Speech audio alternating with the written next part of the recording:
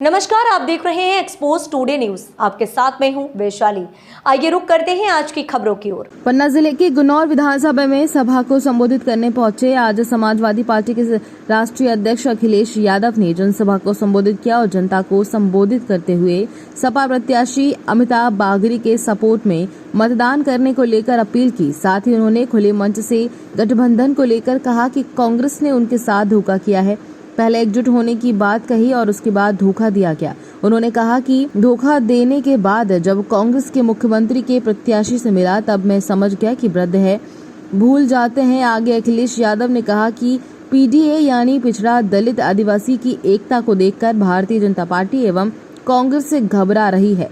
पिछड़ा दलित और आदिवासियों की एकता को देखकर भाजपा और कांग्रेस भी अब जातिगत जनगणना को लेकर बात कर रही है। प्रधानमंत्री पर हमलावर होते हुए कहा कि 15 लाख उत्तर प्रदेश में नहीं मिले तो एमपी में भूल जाइए।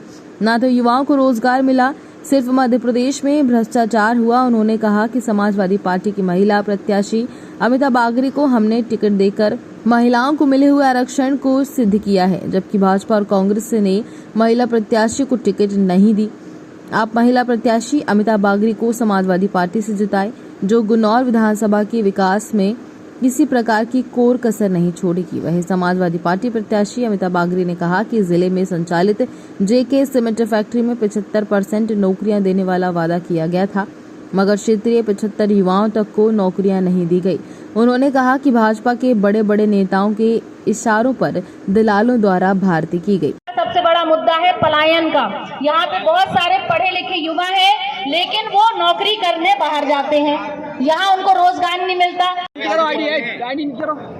मैं पीडीए का भविष्य देख रहा हूँ और मेरे साथी पीडीए का कमाल देखिए।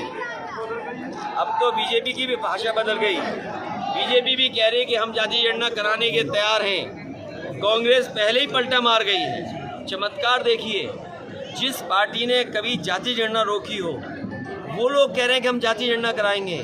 सवाल जाति जनगणना का नहीं है। जाति जनगणना के साथ साथ आबादी के हिसाब से हक और सम्मान देने का काम समाजवादी लोग करेंगे और हम आपको भरोसा दिलाते हैं गठबंधन पीडीए सहयोग करेगा। पीडीए हमारी स्ट्रेटजी है, रणनीति है, यही गठबंधन की मदद करेगा। इंडिया को खत्म मान लिया जाए। इंडिया को वो बात खत्म हो गई।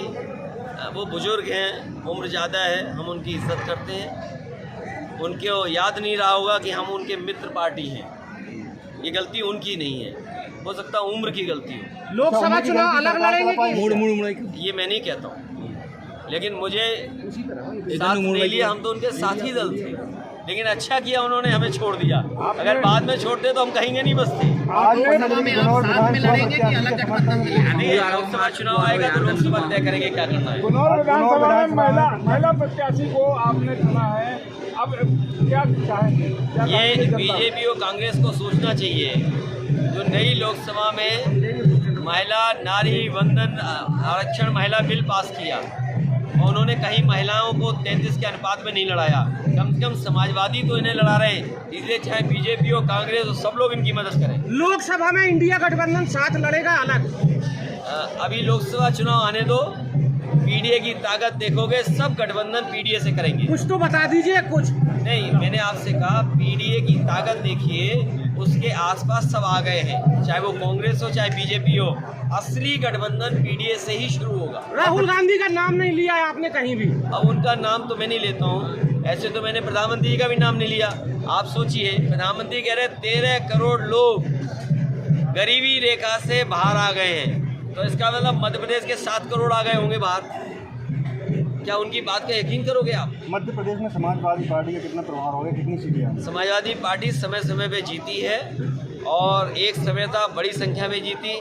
बहुत सारे हमारे जीते हुए दूसरे दल में हैं, विधायक हैं आज भी। हमें उम्मीद है कि इस बार पहले से ज़्यादा समाजवादी पार्टी के जीतेंगे और इस बार अमिता यहाँ से जीत करके जा रही है। क्या वजह रही कि गठबंधन से धोखा मिला? विधानसभा है। क्या वजह रही कि गठबंधन से धोखा मिला?